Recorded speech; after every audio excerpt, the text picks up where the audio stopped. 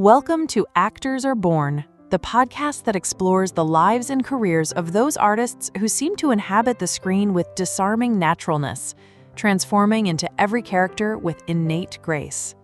Today, we turn the spotlight on an actress who perfectly embodies this concept, the extraordinary Julianne Moore. Born Julianne Smith in Fayetteville, North Carolina, her childhood was a succession of relocations, typical of a military child's life. Her father, a military judge and then colonel, and her mother, a Scottish psychologist and social worker, offered her a multicultural perspective from a young age. This constant exposure to new environments and people may have sown the seeds for her incredible capacity for observation and adaptation, essential qualities for an actor. Imagine a young Julianne forced to reinvent herself each time, to study new faces, new accents, new social dynamics. An unintentional but incredibly effective acting laboratory. The call of theater and cinema was felt early on. After graduating from Frankfurt American High School in Germany, yes, you heard that right, in Germany, she enrolled at Boston University, earning a Bachelor of Fine Arts degree. It was here that Julianne Smith became Julianne Moore, combining her first name and her father's second name, because several Julie Smiths already existed in the actor's registry. A small anecdote that reveals her pragmatic determination. The early years were those of apprenticeship, off-Broadway theater, and soap operas. Many successful actors started this way, honing their craft in daily productions that required discipline and speed. Her role as Franny Hughes and Sabrina Hughes in the popular soap opera As the World Turns even earned her an Emmy, a springboard that allowed her to get noticed, to learn the craft in front of the camera, to manage tight schedules, and to bring complex characters to life, even within the often melodramatic context of a storyline. But it was in the 1990s that Julianne Moore's career truly took off. Her magnetic presence and her ability to delve deep into the human soul opened the doors to art house cinema and independent productions. Directors of the caliber of Robert Altman notice her.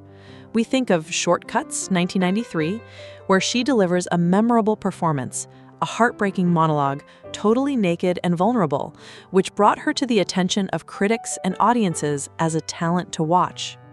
From that moment on, her filmography became a mosaic of bold and multifaceted roles.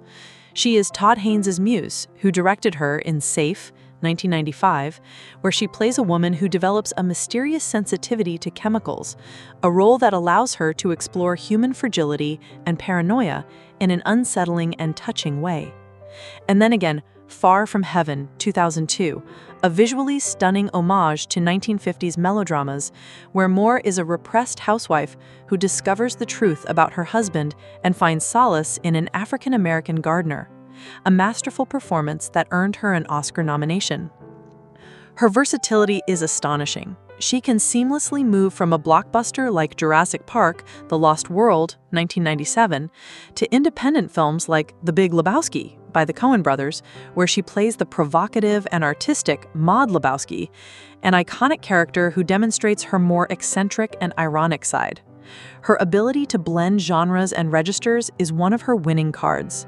She has never been content to be labeled or confined to a single type of role.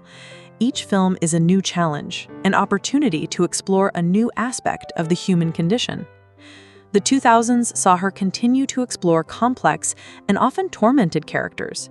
In Paul Thomas Anderson's Magnolia, 1999, she is a woman dependent on her dying father, an emotionally draining role that confirms her as one of the bravest actresses of her generation.